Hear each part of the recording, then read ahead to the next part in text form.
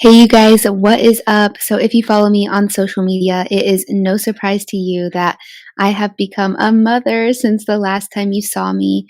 So in today's episode, I'm going to be sharing a bit of our birth story, how little Mila came to be, how motherhood has changed me so far, and a little bit of what to expect going forward.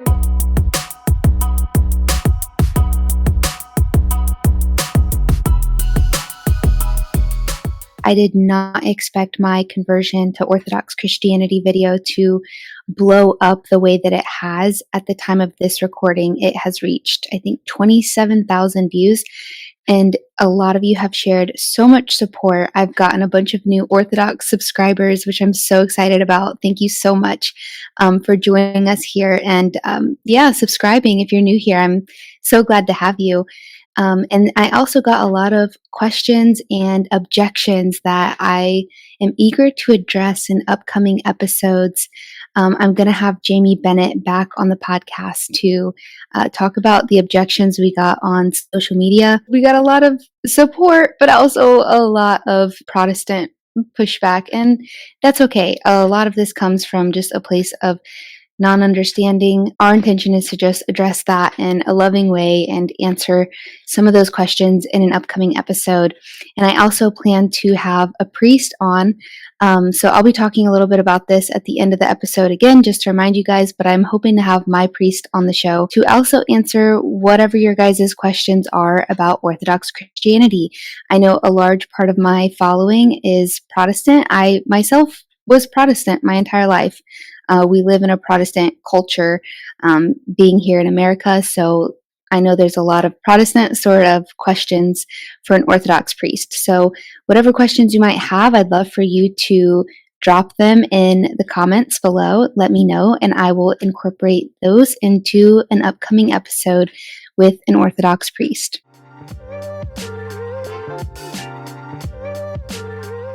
So without further ado, let's get into our birth story. So at the time of this recording, my baby girl just hit a little over 1 month old. By the time this episode goes live, she's probably going to be closer to 2 months old. But it's so funny how drastically my life has changed. I don't know if you guys can hear the rocking or the piano music in the background, but she is in her swing right behind me here. So if you see me looking off to the side, that's what I'm doing. This is our morning nap. She graces me with this privilege most mornings where she won't take her swing any other time of day, but in the morning when I'm getting ready, showering, having breakfast, she will sit peacefully in her swing for a couple of hours. So I'm very blessed for that. She's just such a good baby. I'm so grateful. So I'm excited to tell you about how she came to be. So a part of the story I'm going to focus on is just the way that we make plans, and God, I don't want to say he laughs, but yeah, I was all stressed about whether or not to have a spontaneous labor or to be induced. I am a first-time mom. I've never done this before, so I just kind of was following my OBGYN's guidance when she set our induction date at exactly the 40-week day. So we were scheduled to be induced the evening of April 24th of 2024 at 8 p.m. So I loved that date. I thought that was so cool that her exact 40-week day fell on 4/24/2024. I was like, that would be awesome if she actually was born on that day. However, I know a lot of times babies come 2 weeks early or a week late. Like, all of those things are normal. But because I was scheduled for the induction, I started looking into that on the last couple of days, right leading up to that date. And I was just finding out that a lot of times the induced labor can be a little bit harder of a labor, a little bit longer of a labor. And that spontaneous, it's like, if the water has broke and the baby's on her way, it can sometimes be a quicker process. However, it is a process in which you can plan a little bit less. Like, if you go in for your scheduled induction, chances are you can bring your packed hospital bags, have a little bit more order in your court, a little less chaos. You're showing up at your date, at your time. And I kind of liked that as well. But I wanted to do what was best for my body and my baby. So I was going back and forth, stressing myself out the last couple of days. So Tuesday night was the 23rd. I had an OBGYN appointment that day. And my doctor checked my cervix and she was like, yeah, you're not really dilating at all yet. So I was like, I don't know how this baby's expected to come literally tomorrow. So my doctor did this thing called scraping the membranes. I don't know if that sounds like TMI. You can look it up. I'm not going to explain what that means. But it's just something that could maybe start to push along the beginning of the labor process. So I had no idea what to expect. Once again, like I said, I'm a first time mom. So my husband and I leave that doctor's appointment, and literally within minutes, I am experiencing sort of what felt like period cramp pains. However, I had made plans for that day. I'm supposed to get my nails done and, have an evening with my husband, like a final evening before we were scheduled to be induced the next day. So I go ahead to my nail appointment, experiencing the period cramps, feeling like the whole time I'm there. But I'm like, I'm going to push through this because I know that after having a newborn, I will probably not be able to get my nails done for a long time. Now that I do have my baby, I do DIY at home polygel, but before I was getting my nails done. So this was a priority for me. So in the final seconds before giving birth, yeah, that's what I was doing. So my husband and I leave that appointment. It's now evening time. And I had no idea that contractions actually kind of start with a feeling of like those intense period cramps. So before I knew it, I was getting those pains every 6 to 10 minutes. So that's kind of an indicator that these are moving along to contractions is when it becomes more routine. However, you're not supposed to go to the hospital until it's every 3 to 5 minutes. But I just began to be in this agonizing pain. Oh my gosh, it was so bad. I'm coming to my hands and my knees just to get my breath. And my husband, he's very caring and concerned, and he's breathing with me through each of these pains. He calls our doctor, and another doctor who's not my doctor answered the phone and said, how about you go ahead and go to the hospital and we'll check you out, see if we're going to keep you. So it was 1 a.m. and I was terrified. So I'm hysterically crying. We're packing the bags. I've got extra blankets, extra pillows. I've got a bag packed for our daughter. I've got my bag packed, my husband's bag packed. So we're just loading up the truck, getting everything in order. And we head over to the hospital at 1 a.m. So I guess now technically it is Wednesday, the 24th. Just early in the morning / late at night. So we get there, and if you've ever given birth, there's a triage room where they test you to see if they're going to keep you or not. And this room was terrible because my husband couldn't be with me. He's waiting out in the waiting room. I'm back there, vulnerable, afraid. And it took upwards of like 30 minutes for them to check my cervix, test everything, see if they were going to keep me. Turns out I'm only 1 to 2 centimeters dilated, so they went ahead and sent me home. So I come home. This is like the hardest night of my life, just intense pain every 6 to 10 minutes. And my husband is just such a gem. He's up breathing with me through each one. In fact, he got mad at me when I let him sleep through a couple. He's just an amazing man. I really picked well. So Mila, one day if you're watching this video, you're welcome for picking the daddy that I did for you. I don't know how I made it through this night, but the next morning comes around. We're now on Wednesday morning of the 24th, and I'm just kind of going about my business. I had a small breakfast of oatmeal, and before I knew it, I had lost my mucous membrane. This is not like a birth kind of podcast, so I'm not going to explain what that is either. If you want to know, look it up. But this is another indicator that labor is about to start.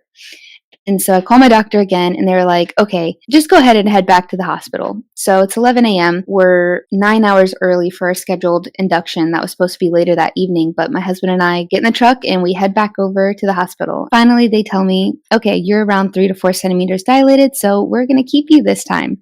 So they moved me over into the labor and delivery room, and now my husband gets to join me in that room. I don't know why this was our luck, but it just so happens that the day that we were there, the AC decided to break. At least it didn't break in the opposite way of it being so hot, because I think heat would have been worse for somebody giving birth, but it was freezing cold. I think it was around 58 degrees in our room. Nobody could fix it. The nurses kept bringing me heated blankets. I was so cold, so afraid. So my body is literally shaking. Like I'm having a full-blown panic attack. And I just keep trying to remember that, God is with me. God is for me. And that's the only thought that's kind of bringing me peace amidst all of this discomfort I'm feeling. and my husband being there, making me laugh. He's really good at making me laugh, even when I'm experiencing all this pain. My heart just goes out so much to the women who go through this sort of experience on their own. I just can't imagine, and I'm so blessed that I had my husband, because I don't know if I would have been strong enough to get through it without him. I mean, I'm sure I would have been, but his presence made it so much easier for me. And I'm so grateful that I did have him. So they bring me back and I'm at 4 centimeters. The nurses are sticking all these needles in my arms. I'm getting all the IVs, all the blood pressure tests, everything that they're hooking me up to all these devices. Then the anesthesiologist comes in and the nurses are all affirming me that he's the best in the business and my experience is about to get better from here. So I'm just kind of trusting them. This guy is like super fun, witty, an older man. And he's making it seem like this is a casual thing. So like, I don't need to be all worked up. Meanwhile, like my body is uncontrollably shaking. But I was excited to get the epidural, but so terrified because I knew it was a big needle that goes into basically your spine in between your vertebrae. So I was terrified for the epidural. I knew that life would be easy breezy after getting it, but I knew this would be the final push of pain. This is where I really just lost my crap, you guys. Like, I'm uncontrollably crying. He bends me over like a baby that's getting burped and pushes this needle into my back, and it literally felt and sounded like a needle going into like a wood plank. That's how it felt. So I'm sobbing my heart out. My husband is there comforting me as much as he can, given the circumstances. But I kid you not, within a couple of minutes of them laying me back down, I couldn't feel a thing. For the first time in hours, almost 24 hours, I was able to take a full breath again.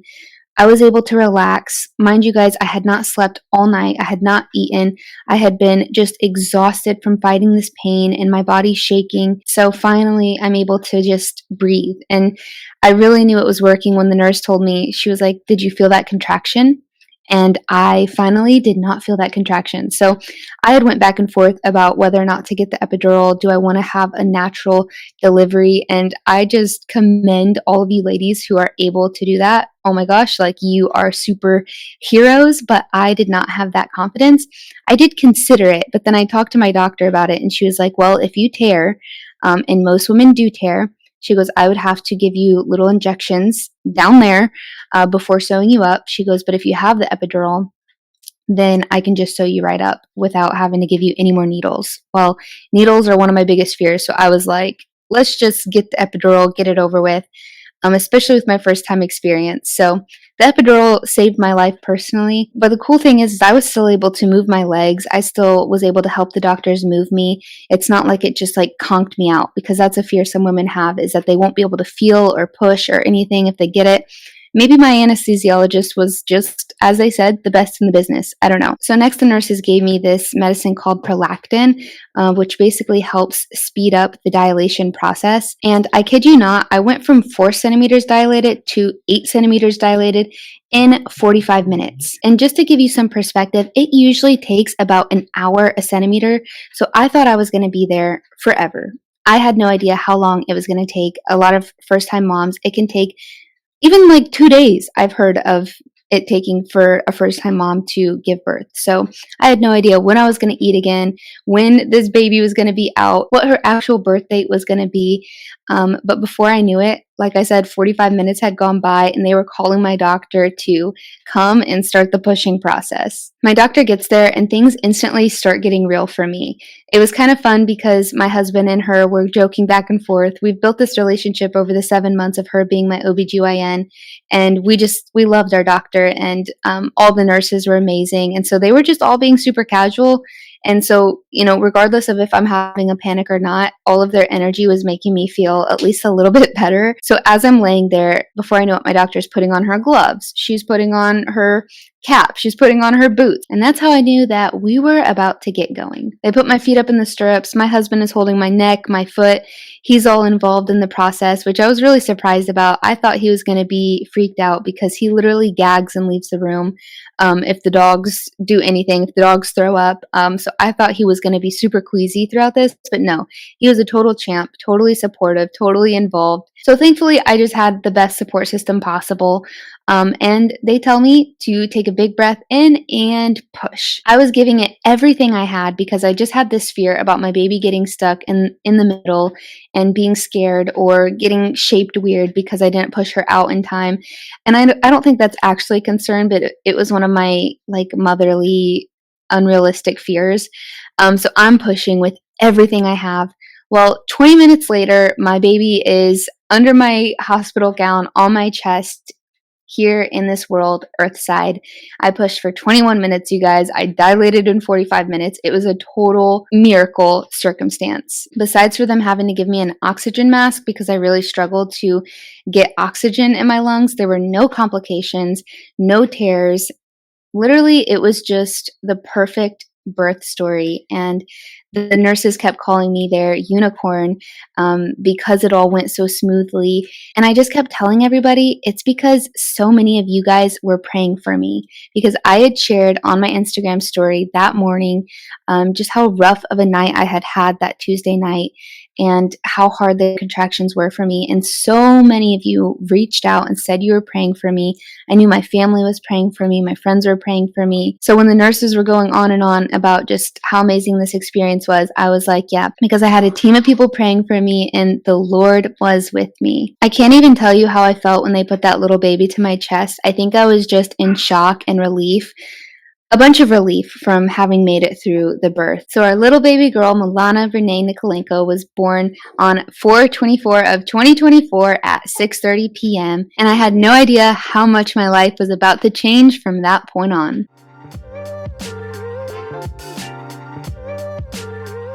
So she's waking up from her nap and looking right at me. So we're going to see how much more of this we can make it through. But I did want to just talk a little bit about motherhood and how motherhood has changed me so far. Psalm 127, 3-5 says that children are a blessing from the Lord. And I think I'm going to continue to understand exactly what that means. But the first way that that landed for me was the process of sanctification that motherhood takes you through. It's a total sacrifice of your body, of your time, of your life, of your goals, of everything. And I had no idea just the 24/7-ness that motherhood would be. I have been doing so much dying to myself, but because of the love that I feel for this baby, it comes naturally, but it's not easy, I would say. I definitely had a mentee be about 2 weeks in the middle of the night when I'm just up, I'm exhausted, I'm breastfeeding, which was really hard for me to get the hang of. And I just cried out because the process of dying to yourself is hard. And thank God my husband supported me through that too, encouraged me that it's going to be okay and it's going to get easier. But it is not easy, but it's so worth it and it comes so naturally. Another thing is I've always had big goals for this podcast, for publishing my first book that I've been working on for a couple years now. And I'm almost there. Big goals for being a guest speaker on other big Christian platforms. But since having my baby, my main goal right now is to just be the best mother to her. And before I had her, I couldn't have understood that. I wouldn't have really known what that meant. You know, I thought like I was still going to have the same ambition and drive to get things done. But first off, you have the sleep exhaustion. And secondly, once you have that baby, like you don't realize how much your mindset is going to change and how much that baby is going to be your top priority. So my top priority right now is to just be the best mommy to her. But the Bible also says that there's a time and season for everything under the sun. So even though there's current sacrifices, it doesn't mean I'm not going to do those things. In fact, I'm even more pushed to want to accomplish big things because I know I have a little person, a little girl looking to me as her inspiration. So those things will resume, but right now in the newborn stage, and when she's just such a little baby and these moments are going by so fast, she is my top priority. And I didn't know what that felt like until I became a mom myself. Another fear that I had before she came was how my relationship with my husband would change. Would I feel jealous about his affection towards her, or like would that attraction still be there for both of us? And that was another totally irrational fear. In fact, I feel more love and attraction for my husband now than I ever did before. It's been the most amazing thing watching him become a daddy and just seeing the way that he's grown as a man. Even in these short few weeks, he's grown so much. Just a little example, he will argue with me, but he was never able to grow a full mustache. Now Mans has like a thick, full mustache. Like, becoming a dad has already turned him into more of a man. Not that growing a mustache or not is a symbol of you being a man or not, but just a little thing that I have noticed in my husband is, yeah, he's matured a lot through the past few weeks, as have I. And I think our attraction for each other has just deepened, and seeing one another love on our baby, our mutual love creation, it just is an extension of, an addition to our love. It does not take away. She does not take away ever from our love. She just adds to it. Also, if you've noticed on social media, he is a really protective daddy. So we have not been posting any pictures of her face, though I take so many adorable photos and videos every day, and I want to share them so much. And for me, I'm not personally afraid. I don't know. My husband calls me a prayer and hope, because I trust things and I don't worry or get worked up, or like, I'm not really super fearful about things, but I do admire so much that he is so protective. And I've chosen to respect his wishes of not posting her on social media, at least until her baptism, because, we have to surrender to our husbands in that way. And if his instinct and intuition is saying that he wants to protect her in this way, I trust it, because a lot of times he's right and I don't know. So I know a lot of weird things can happen on the internet and with our babies, and that when they're so little, they have just a vulnerable little spirit. And so I have chosen to honor my husband's wishes in that and not post her. Though I will say she is the most adorable, precious thing I've ever seen. And I can't wait to share her face with you guys one day, eventually. The final thing I'm going to note on about motherhood is, going back to that Psalm 127, 3-5, how children are a blessing from the Lord. So for those of you who know my testimony, you know that I had a pretty traumatic childhood and upbringing.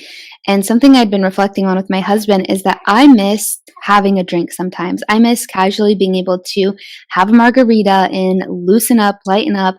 I feel like I'm so serious, and I don't know. I don't want to say I'm a stick in the mud, but I have just been a serious person my whole life. And I think that's one of the reasons I did start drinking when I was young, is being in these social settings where everybody's laughing and having fun. I felt like I wasn't able to loosen up myself and have fun without a drink. And so I was reflecting with a very close girlfriend on this, and she was like, I think because we had such a traumatic childhood, that childlike spirit was crushed very early on. So the only way we knew how to re-access that was through substances. So I was sharing this with my husband, and he said, how intentional is God that A, you couldn't drink right now, even if you wanted to, because you're breastfeeding her. And secondly, he said, I think you're going to heal so much in getting to relive childhood through her eyes. You're going to get to be a part of all of these experiences with her, where you get to relive a part of your childhood that you never did before. And you're going to see the world through her eyes. And I was like, that's actually so true. And I understand a bit more, just theoretically, because we're just in the beginning stages of experiencing it, how motherhood can be such a healing thing for us women as well. Okay, my baby is up in full wow wow. I don't know if you can hear her in the background, but this mama has to go back on duty. Once again, coming up, we have another episode with Jamie Bennett, where we're going to answer some of the questions from the past couple of episodes that have gone viral, and answering some of your questions and objections, and some of the meme tweets. We're going to share some of just what Orthodox Christians get hit with flack-wise as well. And then coming up as well, I will be having an Orthodox priest on the show. So be sure to leave your questions that you would have for an Orthodox priest in the comments below. Thank you guys so much for joining me. Thank you for all of you guys who are new here, and I will see you guys soon.